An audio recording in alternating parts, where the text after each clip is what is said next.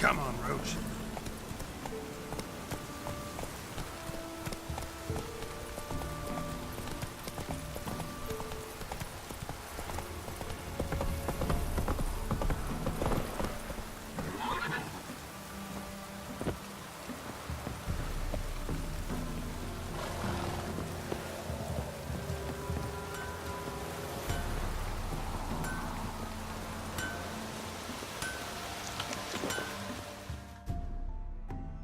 Yeah? Let me see what you're offering.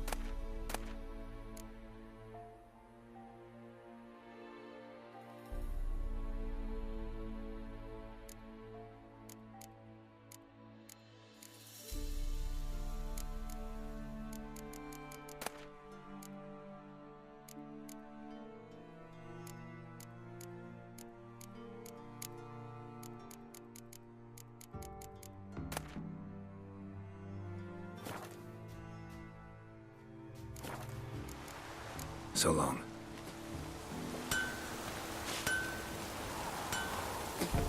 Ooh.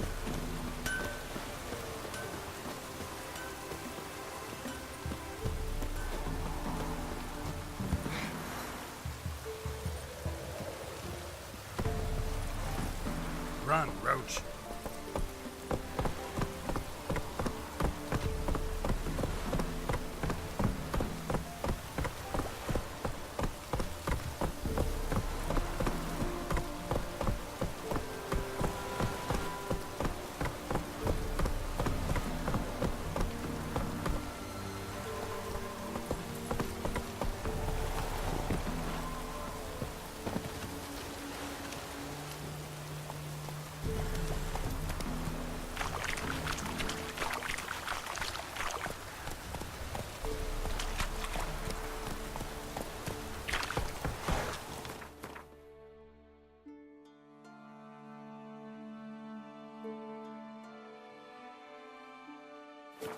That's it, Roach.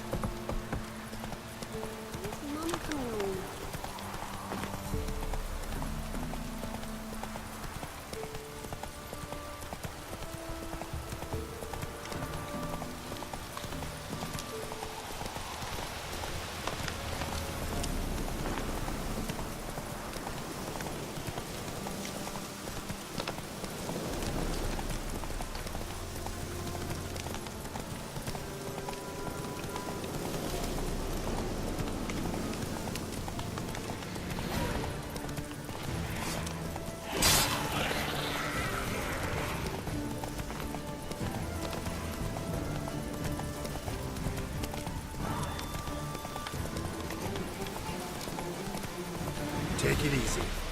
6 subjects. You didn't bring but a single scurvy run. No wonder he cursed us. We're doomed. You's the one brought soured wine. Curse is your fault as much as mine. What are you doing here? What? The sun flying from the moon?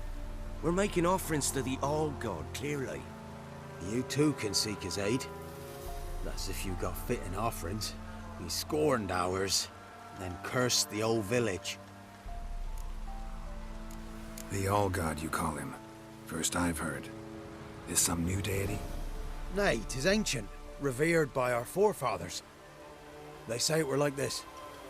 Roslav of Oriton came here to gather brushwood. And suddenly, for no reason, a bush burst into flame.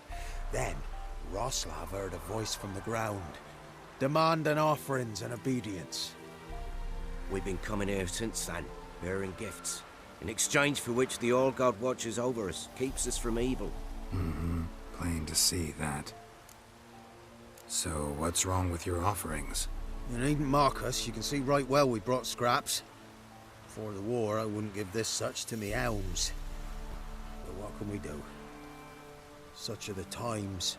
And they're like to get worse.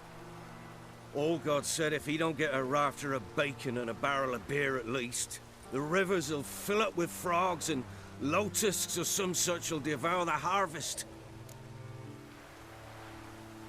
I could intercede on your behalf with this All-God of yours. Got a feeling we'd come to an understanding. Well, I suppose it can't hurt to try. To speak with him, you have to stand before the altar and cry out, "All God, help a poor wretch in need." Who knows, he might just listen to a foreigner.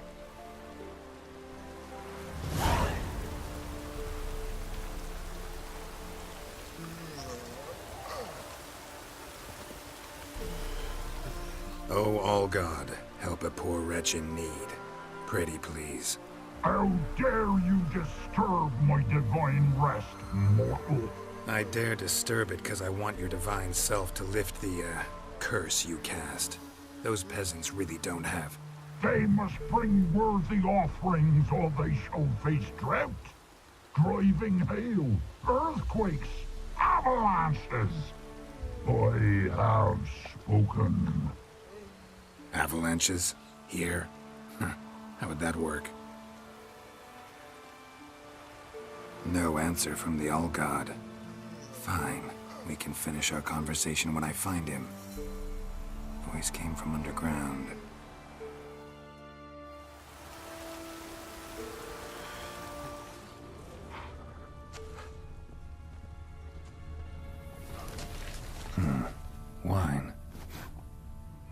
vinegar. Someone drank it anyway.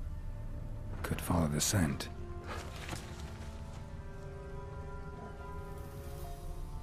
There's something here. Need to use the eye.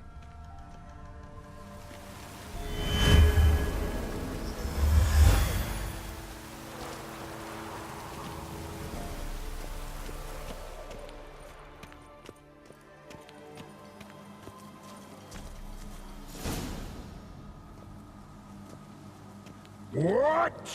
Who dares disturb my divine being? Geralt of Rivia. Pleasure. Huh. Expected the All-God to be corporeal in form, but never thought he'd be corpulent. Fattened up nicely at those peasants' expense. Expense? Expense? Not a word about the help I give in return. Blessings, absolutions, enlightened advice. Believe me, these folks need all of it. I'd watch over them still if they fulfilled their end.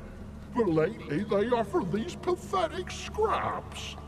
That they steal from the mouths of their children, and to make matters worse, you cast a curse on them.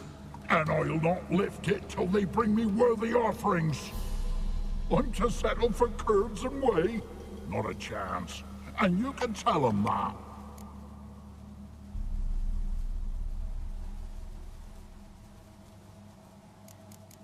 Been in this hole long? For a century or so. One winter I found shelter here. Built a fire so large the flames leapt through the crack, lit the bushes above. I coughed from the smoke, and suddenly heard a peasant. A voice out of nowhere, he called. A miracle. Thus, I became a god. Parasite, more like. Maybe so. But what of Freya and Melitele then, Demanding prayers and offerings, given naught in return? I talk at least.